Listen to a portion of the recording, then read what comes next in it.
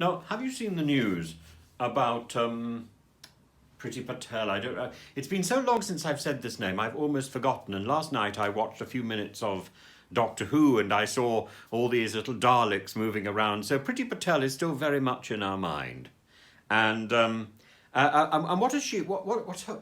The problem with Priti Patel, the sort of raison d'être, if she actually has that much, is that she tends to take other people's scribbles, other people's ideas, and paste them up as though they are new and as though they are her own.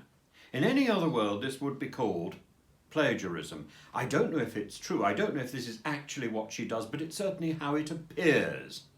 And her latest bit of reposting is absolutely astonishing.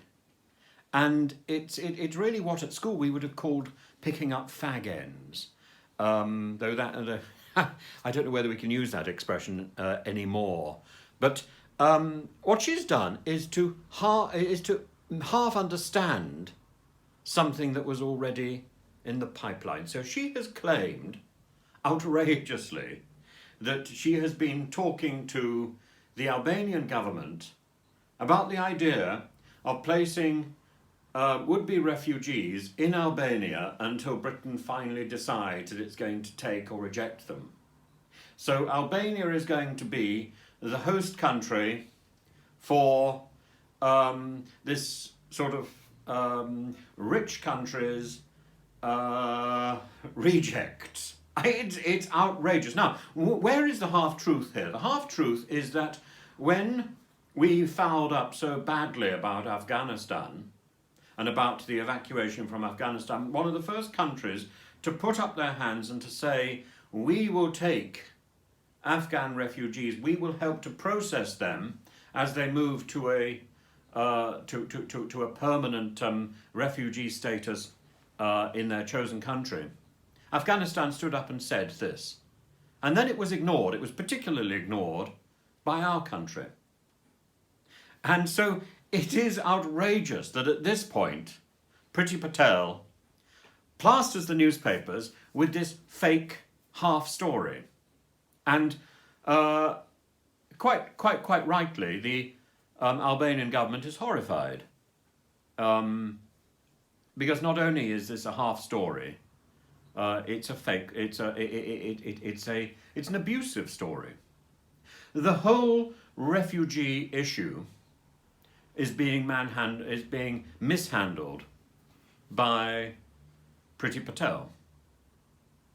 Refugees have a right to humanity. They have a right to be treated properly, not to be dumped off as some sort of half-finished sentence.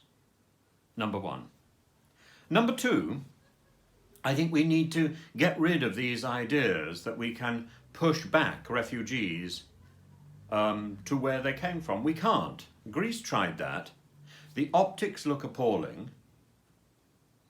The humanity is absent. The morality of pushing people back into the sea is just madness. The other day, I was doing an interview for a news channel, and I was asked, who will do the pushing back? Who is going to do this job? Is it the job of the Coast Guard? And I said, no, the job of the Coast Guard is very simple. The job of the Coast Guard, the remit of the Coast Guard is to save people in difficulty. It doesn't matter who they are or how they got into that difficulty. And so, among other things, we are simply not equipped to deal with, practically to deal with an influx of migrants and refugees across the English Channel. We're simply not equipped. We can't patrol the English Channel that well. More than that, we can't prevail on France to do it because it is not set up to do that job. And we've known this for a long time. So for Priti Patel again to turn around and say, I blame the Schengen Treaty, well, that happened a long time ago. I think the problem with Priti is that she hasn't read her briefs. She hasn't actually done her homework. She isn't fit for purpose. If there is one person who should have gone long ago, it is Priti Patel. Yes, we've seen an exodus of a certain number of ministers. This particular minister's exit is long overdue.